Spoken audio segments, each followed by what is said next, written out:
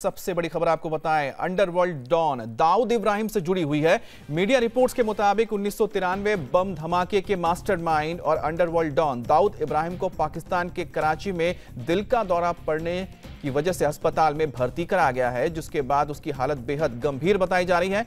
Media में चल रही खबरों की माने तो दाऊद को कराची के एक अस्पताल में वेंटिलेटर पर रखा गया है।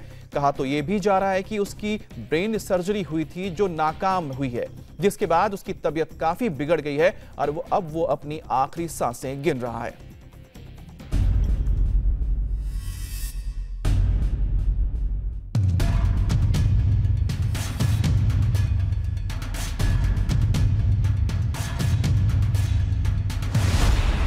क्या हिंदुस्तान का दुश्मन नंबर 1 आखिरी सांसें गिन रहा है?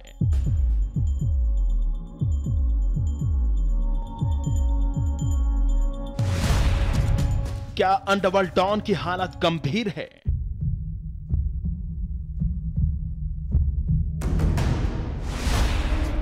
क्या डी कंपनी के सरगना की सर्जरी फेल हो गई है?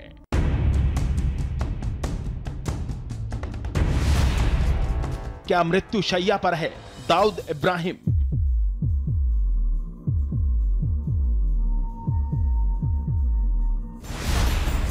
क्या 257 बेगुनाहों का मुजरिम बिना सजा पाए दुनिया से रुखसत हो जाएगा?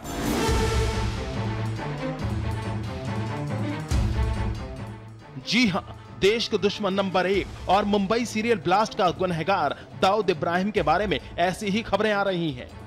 मीडिया रिपोर्ट्स में बताया जा रहा है कि डी कंपनी का सरगना अपनी जिंदगी की अंतिम सांसें गिन रहा है। खबरों के मुताबिक कराची में दाऊद इब्राहिम के ब्रेन ट्यूमर का ऑपरेशन फेल हो गया है, जिसके बाद उसे वेंटिलेटर पर रखा गया है।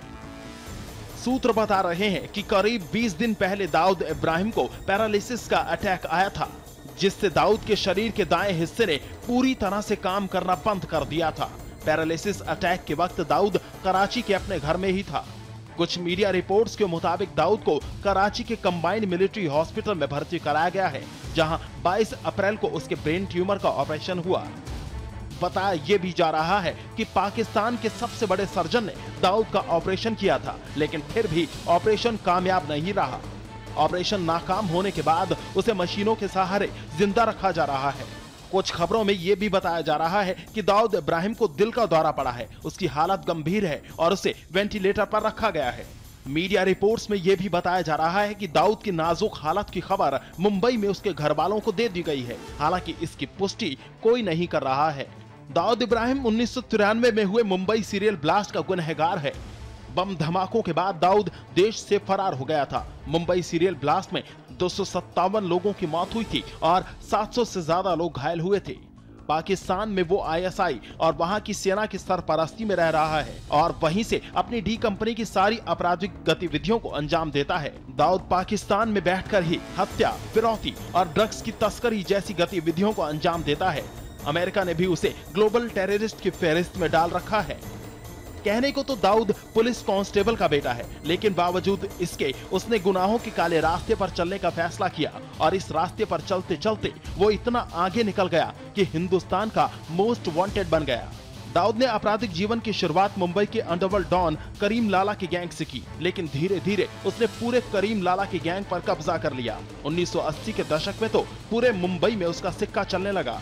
उसकी पहुंच बॉलीवुड से लेकर सट्टा बाजार तक हो चुकी थी। डी कंपनी के गुर्गे अक्सर फिल्मी हस्तियों को धमकाकर वसूली करने लगे। दाऊद को लेकर भारत कई बार पाकिस्तान को डॉजियर सौंप चुका है। भारत सरकार ने दाऊद के कराची वाले घर का पता भी डॉजियर में बताया था, लेकिन पाकिस्तान है कि मानता ही नहीं कि दाऊद इब्राहिम उसकी यहाँ रह रहा है और अब उसके गंभीर रूप से बीमार होने और अस्पताल में आखिरी सांसें गिनने की खबर आ रही है। ऐसे में अगर दाऊद की मौत हो जाती है तो उसे हिंदुस्तान लाकर उसके गुनाहों की सजा नहीं दिलाई जा सकेगी।